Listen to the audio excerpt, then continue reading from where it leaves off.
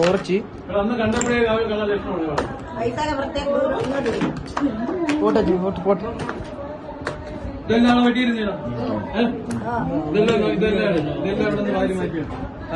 അദ്രഹംസ് അവളെ ബേഗിലിരുന്ന് മാമ എഴുതിയ ബുക്ക് കീറി കളഞ്ഞിരിക്കുന്ന പേജ്, അവളെ ബേഗിലിരുന്ന ബുക്ക് പേജ് കീറിയിരിക്കുന്നത് അതവളെടുത്ത് കീറിയിരിക്കുന്നതാണ്. രോഗികളെ പരിചരിക്കാൻ ഓരോ കുടുംബവും ഹോം നഴ്സുമാരെ വയ്ക്കുമ്പോൾ അവരറിയുന്നില്ല വന്നു കയറുന്നവർ എത്തരക്കാരാണെന്ന്. രോഗിയുടെ സ്വർണത്തിലും പണത്തിലും കണ്ണുവെച്ച് അവരെ കൊല്ലാൻ പോലും മടിക്കാത്തവർ ഇക്കൂട്ടത്തിലുണ്ട്. ഇതുപോലെ പഠിച്ച കള്ളിമാർ. ഉമ്മയുമായുടെ ഹലീമ ബിബിയുടെ മരണവുമായിട്ട് ബന്ധപ്പെട്ട് ഏതൊക്കെ അടിസ്ഥാനത്തിലാണ് നമ്മൾ അത്തരത്തിലുള്ള കേസ് ഫയൽ ചെയ്തത്? ഈ കേസ് ഫയൽ ചെയ്യാനുള്ള ഒരു 1-2 സംശയങ്ങൾ ഞങ്ങൾക്കുണ്ടായിരുന്നു. ഒന്നാമത് 6-ാം തീയതി പിന്നെ ബാഗ് അവരുടെ പറയുന്നു എടുത്തുകൊണ്ട് വരാൻ. അപ്പോൾ എൻ്റെ വൈഫ് 2-ാം തീയതി എന്നെ ചോദിച്ചു, ആ ബാഗ് മാമിയുടെ ബാഗ് എവിടെയാണ്? അത് സേഫായിട്ട് അലമാരയിൽ തന്നെ ഉണ്ടായിരുന്നു. അപ്പം നമ്മളിത് ഒന്നും ധരിക്കുന്നില്ലല്ലോ. ഉമ്മ മരിച്ച 6 ദിവസമൊക്കെ കഴിഞ്ഞിട്ട് 6 ദിവസം കഴിഞ്ഞിട്ട് ആ ബാഗ് എടുത്തുകൊണ്ട് വരാൻ പറയുന്നു. ബാഗ് എടുത്തുകൊണ്ട് വരുമ്പം ഉമ്മ റെഗുലറായിട്ട് യൂസ് ചെയ്യുന്ന സ്വർണ്ണങ്ങൾ ഒരു 4 പവനോളം വരും. അതായത് ഒരു 2 മോതിരം, ഒരു വള, ഒരു ചെറിയ ചെയിൻ, പിന്നെ 2 കമ്മൽ, അങ്ങനെയുള്ളത്. അത് നമ്മൾ കാര്യമാക്കിയില്ല. സേഫായിട്ടുണ്ടെന്ന് പറയുമ്പം നമ്മൾ സേഫായിട്ടുണ്ടെന്ന്. അപ്പോൾ 6-ാം തീയതി നമ്മൾ 7-ാം തീയതി ഞങ്ങളെ ചടങ്ങാണ്. അപ്പം 6-ാം തീയതി ഈ ബാഗ് എടുത്തുകൊണ്ട് വരുന്നു. ഉമ്മയുടെ സ്വർണ്ണങ്ങൾ കാണുന്നില്ല. അത് അവർ പറയുന്നു അറിയത്തില്ല എന്ന്. അങ്ങനെ നമ്മളെ ബന്ധുക്കളുടെ സാന്നിധ്യത്തിൽ അവളെ ബാഗ് എടുത്തുകൊണ്ട് വരാൻ പറയുന്നു. അവളോട് ബാഗ് എടുത്തുകൊണ്ട് വരാൻ പറയുന്നു. ആ ബാഗ് പരിശോധിക്കുമ്പം അനുജൻ കൊണ്ടുവന്ന പകുതിയോളം സാധനങ്ങൾ ഇവരെ ബാഗിലുണ്ട്. നോർമലി നമ്മൾ ചോദ്യം ചെയ്യുന്ന രീതിയിൽ ചോദ്യം ചെയ്തു. ഈ സ്വർണ്ണമോടെ അവൾ എടുത്തിട്ടില്ല എന്ന് കാണിഷ്യമായിട്ടും പറയുന്നു. മനസ്സിലായി? അങ്ങനെ ATM കാർഡിൻ്റെ ബുക്ക് കൊണ്ട്, ബാങ്ക് അക്കൗണ്ടിൻ്റെ ബുക്ക് കൊണ്ട് ഞങ്ങൾ പതിച്ചു. ബുക്ക് കൊണ്ട് പതിച്ചപ്പോൾ 4 തവണയായിട്ട് പൈസ എടുക്കുന്നു. അപ്പോൾ അത് നമുക്കറിയാം. അറിയാതെ പോയാണ് നമ്മൾ ഈ സ്റ്റേറ്റ്മെൻറ്റ് എടുക്കുന്നത്. എന്നിട്ട് ഇവരുടെ ചോദിച്ച് ATM നിന്ന് നീ പൈസ എടുത്തിട്ടുണ്ടോ എന്ന് ചോദിച്ചു. അത് എനിക്ക് ATM കയറാനേ അറിയത്തില്ല, ATM ഉപയോഗിക്കാൻ അറിയത്തില്ല എന്നൊക്കെ പറയുന്നു. അപ്പോൾ ഞങ്ങൾ പറഞ്ഞു നീ 4 തവണ അവിടെ പോയിട്ടുണ്ട്. അപ്പോൾ ഒരു കാര്യം ചെയ്യും, നമുക്ക് ബാങ്കിൽ പോവാം, നീയും വാ, CC ക്യാമറ ഉണ്ടല്ലോ, അത് ചെക്ക് ചെയ്യാം. അപ്പം പറഞ്ഞു 2 തവണ ഞാൻ പൈസ എടുത്തിട്ടുണ്ട്. അതെന്ത് ഉമ്മ പറഞ്ഞിട്ടാണ് 1 തവണ പോയത്.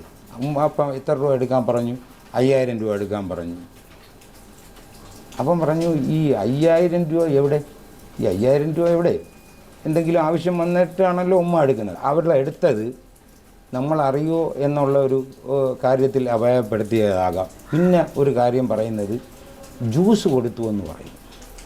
ഒരിക്കലും ഉമ്മ അതും വെളുപ്പാങ്കാലത്ത് 4 മണി, അത് ഉമ്മ ഒരിക്കലും ആസ്മ രോഗിയായതും ഇങ്ങനെ ഷുഗർ പേഷ്യൻറ്റുമാണ്. അപ്പം എന്ത് ജ്യൂസ് കൊടുത്തു? അത് തണ്ണിമത്തൻ ജ്യൂസ് കൊടുത്തു. നീ 4 മണിക്ക് എന്തിനാ? അപ്പം എൻ്റെ ഉമ്മ ചോദിക്കുകയാണ്, മിക്സി അടിക്കുന്ന സൗണ്ടൊന്നും ഞാൻ വെളുപ്പാങ്കാലത്ത് കേട്ടില്ലല്ലേ മോളെ? അത് നേരത്തെ അടിച്ചു വെച്ചിരുന്നതാണ്. അതായത് ഫ്രിഡ്ജിൽ വെച്ച് പിന്നെ കൊടുത്തതായിട്ടാണ് അവർ പറയുന്നത്. ഒരിക്കലും ഉമ്മ തണുത്ത സാധനങ്ങൾ കഴിക്കത്തില്ല. അത് നമുക്ക് സംശയമുള്ളതാക്കിയ കാര്യമാണ്. കാര്യം വെളുപ്പാങ്കാലത്ത് 4 മണിക്ക് ഗ്യാസ് കത്തിക്കുക, വെള്ളം ചൂടാക്കുക, എന്നിട്ട് ജ്യൂസ്, അത്രയും കെയറിങ്. ഇത്തരത്തിലുള്ള പരസ്പര വിരുദ്ധമായ കാര്യങ്ങളാണ് അവർ പറഞ്ഞത്. ATMൻ്റെ കാര്യവും അതെ, സ്വർണ്ണം എന്തായാലും ഇവിടാണിരിക്കുന്ന. ഉമ്മ പുറത്ത് പോയിട്ടുമില്ല. ഇടയ്ക്ക് പോയത് എന്തിനാണ് പോയത്? ഇലക്ഷൻ സമയത്ത് വോട്ട് ചെയ്യാൻ പോയി.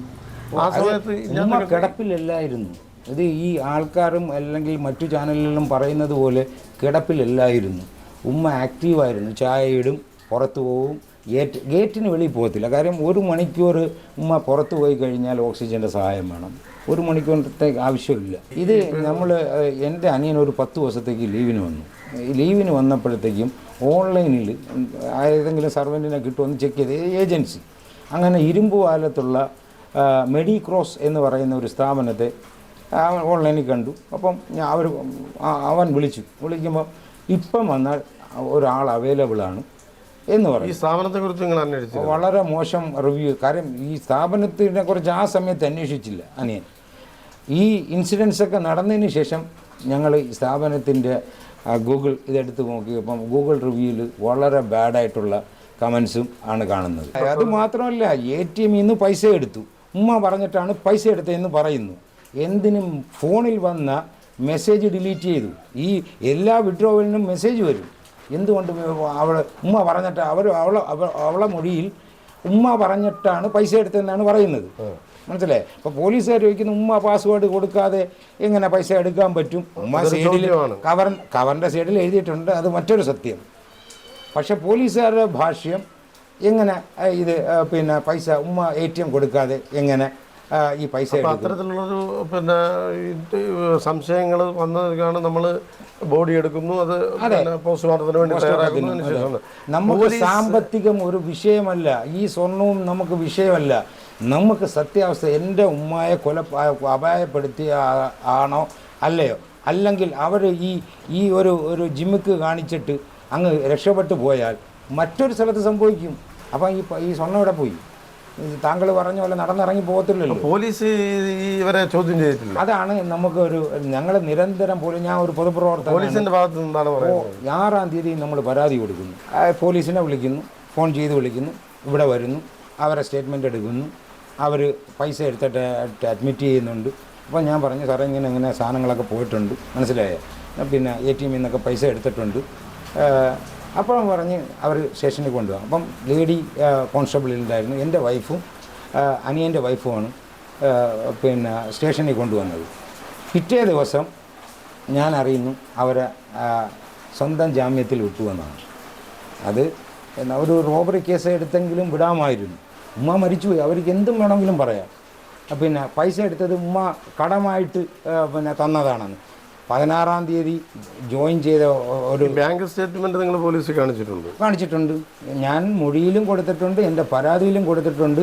അപ്പം ഞാൻ ഈ എല്ലാം എക്സ്പ്ലെയിൻ ചെയ്ത് എഴുതിയിട്ട് താഴെ എൻ്റെ അമ്മയുടെ മരണത്തിൽ സംശയമുണ്ടെന്നാണ്. അപ്പം അവർ CA വരുന്നവരെ ഒരു 4 ദിവസം ഡിലേ. അതായത് വെളുപ്പംകാലത്ത് 4 മണിക്ക് കൊടുത്ത ആഹാര പദാർത്ഥത്തിൽ ഉൾപ്പെടെ നമ്മുടെ സംശയത്തിന് നിലവിൽ തന്നെയാണ് പറയുന്നത്. അതെ, അല്ലെങ്കിൽ ഉമ്മ ഒരു ഓക്സിജൻ ഇതിനോടല്ലേ ജീവിക്കുന്നത്. ഇതങ്ങ് എടുത്ത് മാറ്റിയാലോ, ഓക്സിജന്റെ ട്യൂബ് എടുത്ത് മാറ്റിയാലും മരണം സംഭവിക്കാം. നമുക്ക് ഏറ്റവും കൂടുതൽ പറയാനുള്ളത് നിലവിൽ അവർ ഒരു കള്ളത്തരം എന്തോ കാണിച്ച ഒരു സംശയം നമ്മൾ നിലനിൽക്കുന്നു. അവരെ പരിശോധിച്ചപ്പോൾ ഈ വീട്ടിലെ ഏകദേശം നിത്യേന ഉപയോഗിക്കുന്ന അല്ലെങ്കിൽ ഗൾഫിൽ നിന്ന് കൊണ്ടുവന്ന സാധനങ്ങളൊക്കെ അവരുടെ കയ്യിലുണ്ട്. സ്വർണം കാണുന്നില്ല, ATM നിന്ന് പൈസ എടുത്തിരിക്കുന്നു. എൻ്റെ അനുജൻ കൊണ്ടുവന്ന സാധനങ്ങൾ പകുതിയിലധികം ആരോപണത്തിൽ നമ്മൾ ഉറച്ചു നിൽക്കുകയാണ്. ഞങ്ങൾ ഏതറ്റം വരെയും പോകും. വൈകും എന്ന് പറഞ്ഞാൽ ഫോറൻസിക് ആണ് ഇത് ചെയ്യുന്നത്. അപ്പം അത് ഒരു മാസത്തെ ഇതാണ് പറഞ്ഞിരിക്കുന്നത് കാലാവധി. ബേസിക് ആയിട്ടുള്ള കാര്യങ്ങളൊന്നും കിട്ടത്തില്ല ഇത്രയും ദിവസമായതുകൊണ്ട് എന്നാണ് ഡോക്ടറിന്റെ ഭാഗത്തു നിന്ന് അറിയാൻ കഴിഞ്ഞത്. നമുക്കൊരു സംശയമുണ്ടല്ലോ, പോലീസിൽ നിന്നും അവരുടെ ക്വസ്റ്റ്യൻ ചെയ്തിട്ടില്ല, മൊഴിയെടുത്ത് വിടുകയാണ് ചെയ്തത്. എന്തുകൊണ്ട് ഇവരെ ക്വസ്റ്റ്യൻ ചെയ്താൽ കൊലപാതകത്തിലേക്ക് തെളിയും. അതാണ് നമ്മളെ എയിം.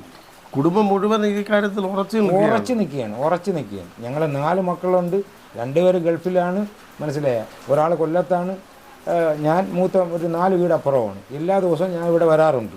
ആക്റ്റീവായി പോയി വോട്ട് ചെയ്ത ആൾ എങ്ങനെ ഇത് സംഭവിക്കും? കിടപ്പിലല്ല, ഇതെല്ലാവരും തെറ്റിദ്ധരിക്കുന്ന കിടപ്പിലല്ല ഉമ്മ. ഈ വാർത്താ മാധ്യമങ്ങളിലൊക്കെ വരുന്നത് കിടപ്പിലാണ് എന്നാണ്. അപ്പം കിടപ്പിലല്ല ഉമ്മ, ആക്റ്റീവായിരുന്നു. ചായയിടും, അങ്ങോട്ടും ഇങ്ങോട്ടും നടക്കും, മുറ്റത്തിറങ്ങി ഗേറ്റിൻ്റെ മുമ്പിൽ നിന്ന് മീമയായിരിക്കും. അത് ഈ പരിസരത്ത് ചോദിച്ചാൽ നിങ്ങൾക്ക് മനസ്സിലാവും. ഈ ഏജൻസിയുടെ വ്യക്തമായ ഒരു ധാരണയില്ലാതെ ഒരു ഏജൻസി പറയുന്നു ഒരാളെ പരിചയമില്ലാത്തവരെ ഞങ്ങൾ വിളിച്ചപ്പോൾ 23,000 രൂപ എടുത്തിട്ട് 10 ദിവസമേ ആവുന്നുള്ളൂ. പൈസയുടെ കാര്യമില്ല. ഇങ്ങനെ ഇൻസിഡൻറ്റ് സംഭവിച്ചെന്ന് പറയുമ്പോൾ നിങ്ങൾ പോലീസ് സ്റ്റേഷനിൽ ഇൻഫോം ചെയ്തില്ലേ, അവർ നോക്കിക്കോളും. അപ്പോൾ ഈ ഏജൻസിക്ക് ഒരു ഉത്തരവാദിത്വം ഇല്ലേ? ഏജൻസി യഥാർത്ഥത്തിൽ ഈ ഒരു അതാണ് പറയുന്നത്. ഈ ഏജൻസിക്കെതിരെയും പോലീസ് അന്വേഷിക്കണം. റോബറി കേസ് ഞാൻ ഇന്ന് പരാതി കൊടുക്കാൻ പോവുകയാണ്, സെപ്പറേറ്റ് റോബറി കേസിന് പരാതി കൊടുക്കാൻ പോവുകയാണ്. അവർ മൊഴിയെടുത്ത് വിടുകയല്ലാതെ ക്വസ്റ്റ്യൻ ചെയ്തിട്ടില്ല. 6-ാം തീയതി എങ്കിലും നമ്മൾ ഈ ആക്ഷൻ എടുത്തിരുന്നെങ്കിൽ കുറച്ചെങ്കിലും തെളിവുകൾ കിട്ടുമായിരുന്നു. എന്തായാലും ഈ കേസുമായി തന്നെ മുന്നോട്ട് ഉറപ്പ് 100%.